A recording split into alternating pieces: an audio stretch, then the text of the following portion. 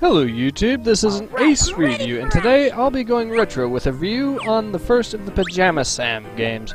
For those of you who don't know, the Pajama Sam games were a point-and-click adventure series made in the 90s for a younger audience. So of course some of you are now scratching your heads, asking then why should a 20-something guy review this game now? Well, to answer, I'd say this is one of those games that someone in their 20s and early 30s could get a decent amount of laughs out of. Anyone who doubts me needs only to see what Lanipator of Team 4-Star fame did with this game. I'm actually going to present a link of his video in the description below. That said, if you're a parent and just want to know if this game could entertain your kid, I'll skip to the chase and say that it's a solid enough title to warrant a recommendation to a younger crowd. Now, if you'll excuse me, I'll delve into the review meant for the 20 and 30-somethings. The game is about a young boy named Sam, whose role model is the comic book hero Pajama Man, because, you know, nothing says manliness like fighting crime in your pajamas. Anyways, it turns out that Sam is afraid of the dark, and decides to turn into the superhero Pajama Sam, and goes on an adventure to capture darkness, the personification of the dark, in his lunchbox. This is actually a good spot to talk about the things that will make you laugh in these sorts of games. The adventure game logic. It's actually fairly well known that a lot of adventure games back in the day had some fairly obtuse puzzles at times. Like use a rope to capture a pink robotic bunny so you can remove the battery from the back of it and put it into a laptop you found in an abandoned car. But even better, this is adventure game logic for young kids. Rather than give you clues, though, to the puzzles, let me show you a few visual examples of the absurdness on display. Tempered, shiny, guaranteed, unequivocally, defect-free.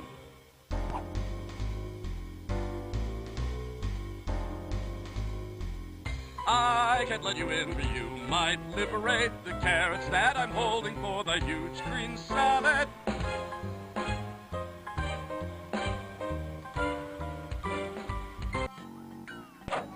Pardon? Excuse me. Pardon me. Sorry.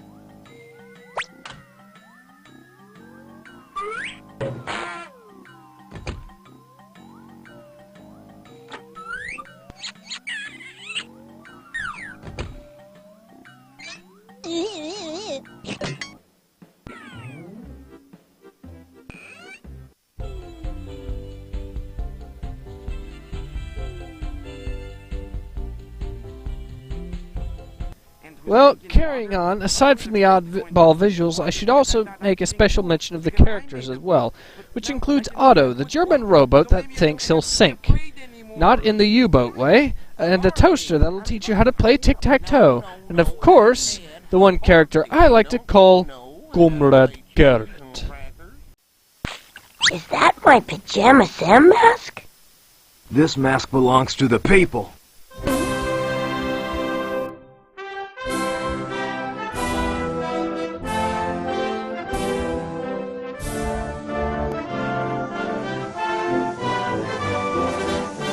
Sure looks like my mask. Property is theft, man. Anyway, I need the mask to protect my identity as the leader of the Salad Liberation Front. The what?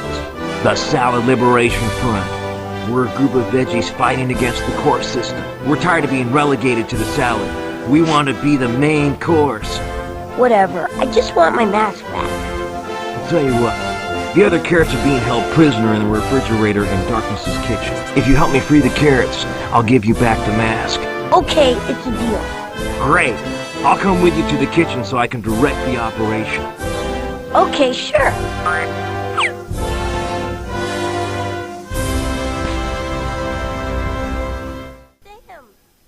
Of course, though, the holy grail of humor for gamers in their 20s and 30s is the inappropriate kind of humor, especially when it is unintentional. And to that end, it is fairly easy to make fun of the main villain, Darkness, who shows up as a misunderstood and completely innocent and good-hearted character, but instead you can make him out to be something far more creepy than he was supposed to be.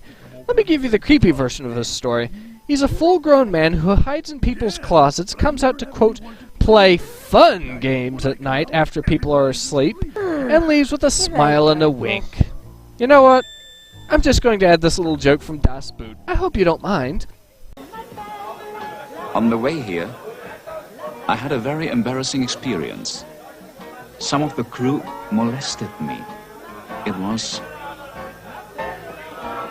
quite outrageous. They stopped me and... You were initiated, you mean? Exactly. Me too. So to wrap up, it is a decent game if you're a college kid and into having a laugh at the unintentionally funny and awkward stuff here.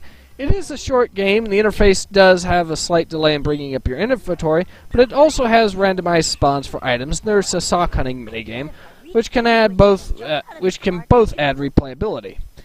At the end of the day, though, there are funnier games. Strategy games like Tropico 4 are intentionally funnier, while Crusader Kings 2 is a generator of hilariously, unintentionally bizarre situations of its own right. I'd also argue that adventure games like Space Quest 4 are funnier as well. That said, though, there is a certain bit of charm to this game, and I can at least give it a recommendation. That's all I really have to say about this game. I'll see you guys soon when I do another review or another video. And until then, ace out.